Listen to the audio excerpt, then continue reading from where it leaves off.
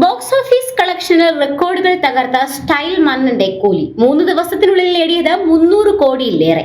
രജനീകാന്തിന്റെ box office പ്രതാപത്തിന് യാതൊരുവിധ കോട്ടവും തട്ടിയിട്ടില്ലെന്ന് തെളിയിക്കുന്ന ചിത്രമാണ് ലോകേഷ് കനകരാജ് സംവിധാനം ചെയ്ത കൂലി. ആഗോള ബോക്സ് ഓഫീസിൽ ആധിപത്യം സ്ഥാപിച്ചിരിക്കുകയാണ് ചിത്രം. ഓഗസ്റ്റ് 14 റിലീസ് ചെയ്ത ചിത്രം ഹൃത്തിക് റോഷന്റെ വാർ 2വിനോടാണ് ബോക്സ് ഓഫീസിൽ ഏറ്റുമുട്ടുന്നത്. വെറും 3 ദിവസത്തിനുള്ളിൽ 300 കോടിയിലേറെ കൂലി കളക്ട് ചെയ്തു എന്നാണ് പുറത്തുവരുന്ന റിപ്പോർട്ടുകൾ സൂചിപ്പിക്കുന്നത്. ഇൻഡസ്ട്രി ട്രാക്കർ സാത്മിലിന്റെ അഭിപ്രായത്തിൽ ആദ്യ ദിവസം ഇന്ത്യയിൽ നിന്നും കൂലി നേടിയത് 65 കോടിയാണ്. രണ്ടാം ദിവസം 54.75 കോടിയും മൂന്നാം ദിവസം 38.5 കോടിയും ചിത്രം നേടി.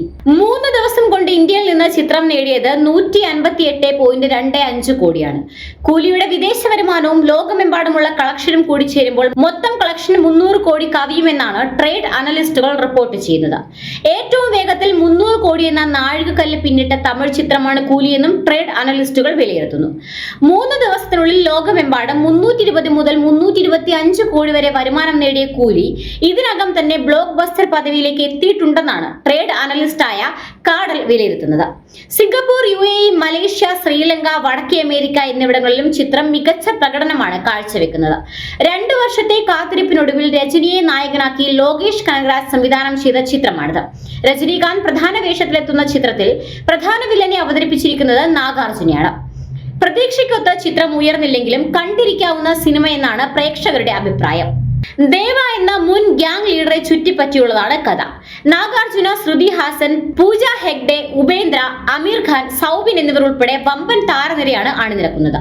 പ്രീതി എന്ന യുവതിയുടെ ജീവിതത്തിൽ ഒരു പ്രതിസന്ധി വരുന്നതും അവരുടെ ജീവിതത്തിലേക്ക് പിതാവിന്റെ സുഹൃത്തായ ദേവ എന്നയാൾ കടന്നു വരുന്നതുമാണ് ചിത്രത്തിന്റെ കഥാതന്തു. ഈ 2 കഥാപാത്രങ്ങളിലൂടെ സൈമൺ, ദയാൽ, കലീഷ, ദാഹ, രാജശേഖരൻ എന്നിവരിലേക്കാണ് ചിത്രം പിന്നീട് കടന്നു ചെല്ലുന്നത്.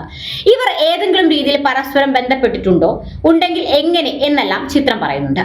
പൊടുന്നനെ കഥയിലേക്ക് കയറാതെ ഓരോ കഥാപാത്രത്തിന്റെയും പശ്ചാത്തലം കൃത്യമായി അടുക്കും ചിട്ടയോടെയും ഘട്ടം ഘട്ടമായും പ്രേക്ഷകരിലേക്ക് എത്തിക്കുന്ന ശൈലിയാണ് കൂലിയിൽ ലോകേഷ് കനകരാജ് അവലംബിച്ചിരിക്കുന്നത്. നായകനായ ദേവയെ അവതരിപ്പിച്ചിരിക്കുന്നതും ഇങ്ങനെ തന്നെ. ഓരോ രംഗത്തും ലോകേഷ് കനകരാജ് എന്ന സംവിധായകന്റെ കയ്യൊപ്പ് പതിഞ്ഞിരിക്കുന്നതായി കാണാൻ സാധിക്കും. സ്റ്റൈൽ മന്നന്റെ പ്രേക്ഷകർ കാണാൻ ആഗ്രഹിക്കുന്ന രീതിയിലുള്ള കഥാപാത്രം തന്നെയാണ് കൂലിയിലെ ദേവ. സിനിമയുടെ തുടക്കം മുതൽ പടിപടിയായി വികസിക്കുന്ന കഥാപാത്ര സൃഷ്ടിയാണിത്. ദേവ ആരാണെന്ന് പ്രേക്ഷകർ മനസ്സിലാക്കുന്നിടത്താണ് സിനിമയുടെ മർമ്മമിരിക്കുന്നത്.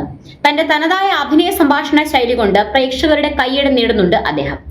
മാസ് സ്റ്റൈലിഷ് എന്നതിനപ്പുറം വൈകാരികമായ ഒരു തലം കൂടി ദേവ എന്ന കഥാപാത്രത്തിന് ലോകേഷ് നൽകിയിട്ടുണ്ട്. കബാലിക്ക് ശേഷം രജനീകാന്തിനെ ഇത്രമേൽ ഇമോഷണലായി അവതരിപ്പിച്ച മറ്റൊരു ചിത്രമില്ല എന്ന് പറയാം.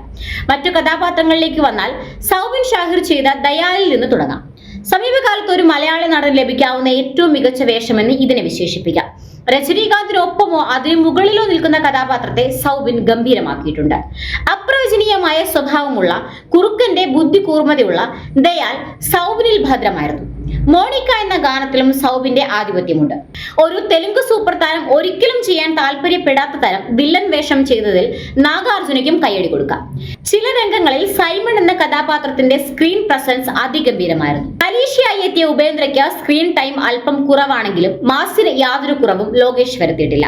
ദാഹയായി എത്തിയ അമീർ ഖാനും മാസിൽ ഒട്ടും മോശമാക്കിയില്ല. രജനിയും അമീറും തമ്മിലുള്ള രംഗങ്ങൾ കയ്യടി ഉയർത്തുന്നതാണ്. ശ്രുതി ഹാസനും രക്ഷിത റാമുവാണ് ചിത്രത്തിലെ 2 നായകന്മാർ. മാസ് സിനിമകളിൽ നായികാവേഷങ്ങൾ പേരിന് മാത്രമേ ഉണ്ടാകൂ എന്ന പതിവ് സങ്കല്പം മാറ്റിമറിച്ചിരിക്കുകയാണ് ഇരുവരും. തന്റെ കരിയറിൽ പ്രീതി എന്ന കഥാപാത്രം പോലെ മറ്റൊന്ന് ശ്രുതി ഹാസൻ ചെയ്തിട്ടില്ല എന്ന നിസ്സംശയം തന്നെ പറയാൻ സാധിക്കും.